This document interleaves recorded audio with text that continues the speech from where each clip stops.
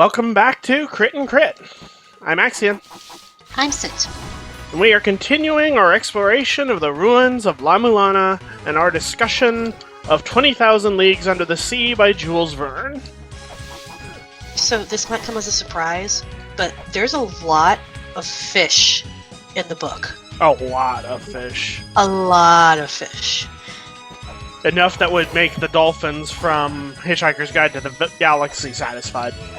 I mean, I think we might actually kill all the seagulls in Finding Nemo from overbloating. There are that many fish. They will be too gorged to choke out mine.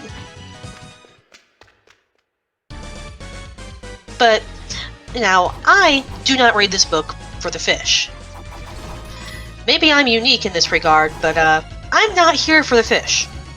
Professor Aronnax is, though, and, well, he is so willing to learn as much as he can about all these fish. I mean, he might want to school you on the fish, if you will pardon the obvious comment. That he does not really give much regard for his own well-being, so long as he can stay on the Nautilus and study fish. We've touched on this point multiple times. But that's okay, because so does Verne. He talks about it a lot. A lot. Like, every time the fact that Ned and Kinsale are still trying to figure out how to escape comes up, the professor agonizes over, "But I will lose all access to all of this great knowledge, even as I remain down here with a crazy person who could possibly snap and kill me at any time because I'm an inconvenience." But, yeah, that's actually pretty par for the course as far as this genre goes. Wouldn't you agree? I haven't read a whole lot of this genre, but from what little I have, yes, it does seem the way things kind of work.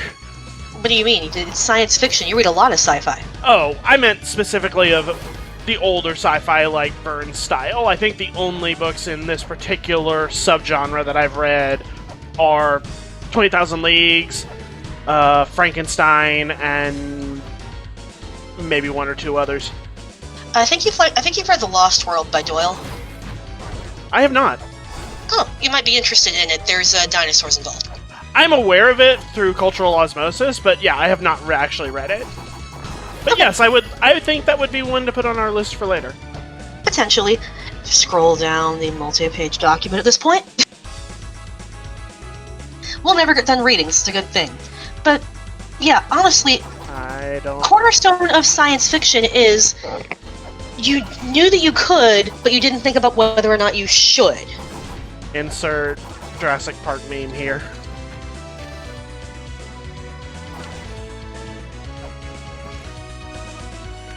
I was trying to leave. You're in La-Mulana forever. It's like the Hotel California, but it's also going to kill you. Well, I didn't want to leave La-Mulana, just the Twin Labyrinth. If only you had a holy grail that would let you teleport. Yeah, I was about to say, I think I'm just going to have to teleport out. But, yeah, like, I'm glad that you mentioned Frankenstein, honestly, because Frankenstein is one of the best go-tos for the whole, Maybe just you because shouldn't you have done can't, that. yeah, maybe some knowledge doesn't need to happen right now, or, like, ever, or should have been handled much better than you did, but I can save that screed until we actually do Frankenstein, and we really need to do Frankenstein someday. It's just so good. Yeah, we're out of here. But, yeah. And I don't really want to limit this to just Professor Aronnax, because, well, yes, he is making the conscious decision to stay in essentially a floating death trap with a crazy man, and keep his companions there as well. Nemo also does some questionable things as far as OSHA is concerned. And the thing that comes to mind to me would be the South Pole. Yeah, it's totally fine. We'll get down here, and we can just put a flag down to appease Eddie Izzard. Long may he be entertaining. I think Eddie goes by they these days. Oh, yeah, sorry. No worries. Long may Eddie Izzard be entertaining either way. Yep. But, yeah. So, yeah. No flag, no continent. We have a continent now. But on the way back, they get trapped under ice and have not vented their oxygen recently. So they are very much on the absolute verge of asphyxiation by the time they manage to drill through the ice and get out. And even then, Because, you it's know- mostly just... It's not even drilling through the ice, it's waiting for the ice to shift in just such a way that the ship can move again. Yep, and as often as Nemo travels all over the world, and the knowledge that he displays about how things behave in the ocean, he should have really been more prepared for the fact that, you know, this is a thing that can happen. And he to some degree he was, because he did mention, hey, ice can shift, it can be dangerous, you can get trapped, but then he's like, but the Nautilus has powerful engines, and we have our big, boring spike drill thing that we use to kill other ships with. We can use that to break ice. We'll be fine. Nature says sit down. And that's kind of the thing, is nature is the ultimate arbiter of power. And woe be to those who think that they can overpower nature in all ways. Because eventually it's going to reach a point that you can't stand against with human technology. Oh, it's another statue. Ah, crud. I'm laying in the water. This is actually making me think of, bear with me, Order of the Stick. So, nature's the ultimate arbiter of power. Do you remember, like, in Order of the Stick, there's this bit where Zyklon has Vesuvius cornered and talks about, like, what power is. Right now, power is increased perception. Because I could spot you, and now there's nothing you can do because I'm stopping you from casting spells. Yeah, because he's invisible and trying to hide, and he can't leave because the door is closed, and thus, if a door opens on its own, Zyklon's gonna know there's an invisible person there. Yep.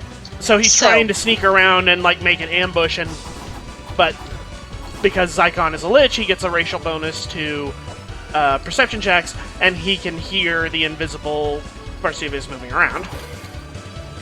Yep. But yeah, the point is, power is great, but context is everything. Like, I could be an incredibly powerful politician with lots of influence. A car accident does not care about my friends. I could be packing all sorts of Second Amendment approved things, but if I'm caught off guard, doesn't matter.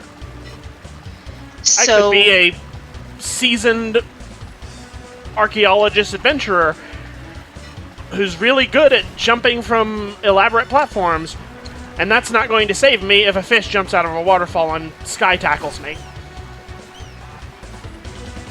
No, it's spring and the sky tackles you. I don't know why you expected better. But yeah, Well, Nemo is right that the Nautilus is, as far as the book's concerned, the most powerful sea craft ever. It has insanely powerful engines. And, yeah, but, the icebergs didn't care about the Titanic, and they don't care about the Nautilus neither. That actually, task failed successfully. I need to go in the next room first, but yes, that's actually where I needed to go. Oh, I don't have the thing yet. I need to get that first. Wah, wah. I think I have to go fight Neclavy for that. I never remember anything's name except for, like, the bosses. Mini bosses, I don't know how you know their names. I know it's on this map, and I never think to check it. Wiki. That'd do it. I think you missed your jump. I did, because I fell off the ledge instead of jumping off of it. Well, Actually, there's a few other things I need to do first. Admittedly, one of them is go get the axe. but the other is down here. Because I can... Oh, I forgot the other. Anyway, go ahead. We only have Nemo's word that his crew is as devoted as he says. I mean, we can kind of see that they do show some of that, because, like, they agree to only speak Nemo's special language. They do not speak to the others at all. Like, I don't think any of them says so much as boo to the professor the entire time they're on the ship. So, but still, I don't know if they consented to die in an easily avoided accident with an iceberg. This was not part of my contract. But Nemo does not seem to care about that. Nemo had something he wants to do, a point he wants to prove, and by golly, he's going to do it. So he and the professor are not too different in that regard. They're both willing to risk the lives and safety of others because there's something they want to do that hasn't been done yet. And that is the downfall of many a science fiction protagonist. So, yeah. And that's honestly the purpose of science fiction. What if this thing could happen? Because science fiction, as originally began, were cautionary tales. Like, don't bring the dead to life. You should learn to, talk to people about things that are bothering you instead of trying to do it all on your own, Mr. Frankenstein. What if instead of declaring essentially war on the world and running away to your little room underwater, you used your wealth and influence that you clearly had to build this thing to maybe fix something in the world rather than just, I'm done here. But yeah, science fiction is... Satire is a mirror, but science fiction is a projection. It's often technology we do not yet have, but what if we did? And how would people react? It's not all just about, look at how cool the robots and aliens are. It's how does society cope with robots and aliens? And the answer is usually, not so well. So how can we fix that? How can we change things? How can we change society that would, in some way, let them, not fall apart if there's a great new invention that comes along, great in the impactful sense, not necessarily in the bee's knees sense. But yeah, and I'm not sure if that was the point with Verne, because I think honestly a lot of his are just, I want to tell about this cool adventure. But it's definitely interesting.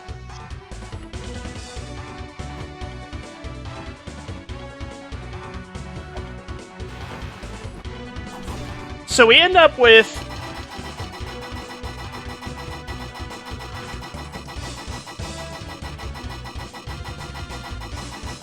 I can't tell if this is working or not. I don't think so. It's usually a different sound effect when it works.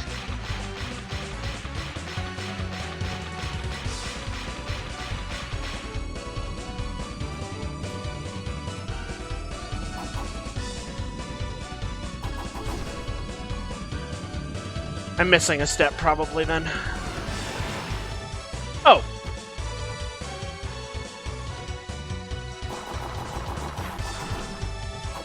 Oh, nope, that's just treasure.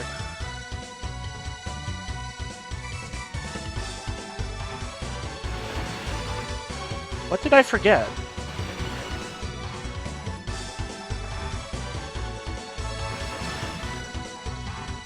I lost my train of thought anyway, what I was going to say.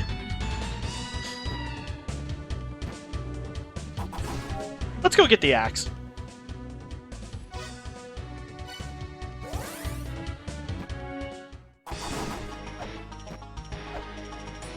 Yeah, so the book does differ in at least one regard from traditional science fiction in that our primary I must learn things no matter what in Captain Nemo does not do this on a motivation to show them all.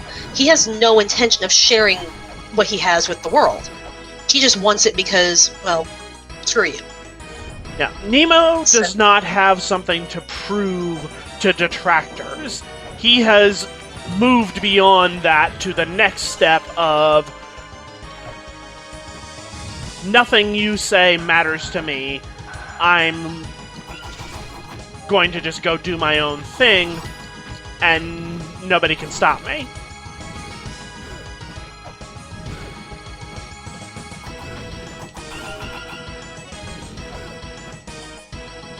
I hate these things.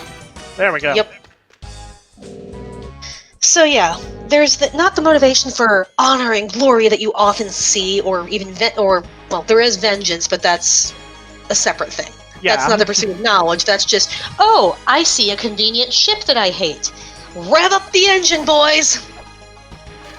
Professor, on the other hand, does desperately want to get back, which is why he has to make the choice between learning more and, going back to the surface where society is. He ultimately chooses society, as we've mentioned, but he does seem regretful that he doesn't know what happened to Nemo or anything of that regard. Ah! You almost got me.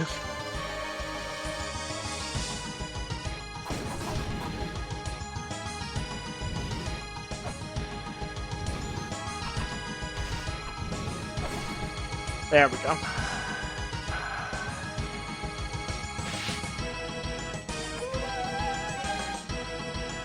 Yeah, I don't know what else to say here. It does paint a interesting picture comparing how Nemo is depicted to many of the sci-fi characters that would come to follow as the genre expands, for lack of a better word. There's not really a lot of other characters in sci-fi like Nemo in this particular way. There's some that have similarities to him, no doubt. That's beyond question. But they almost always come with a lot of the other expectations that have been blended into sci-fi over the years, such as the whole, I'm doing this to prove myself, I'll show them, this is about me proving that I was right all along and maintaining my clout and establishing my position as an authority in a way that Nemo is beyond caring about.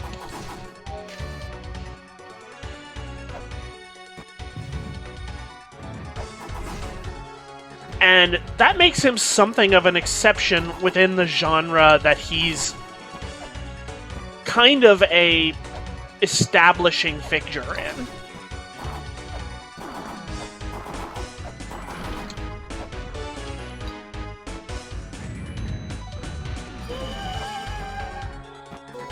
Huzzah!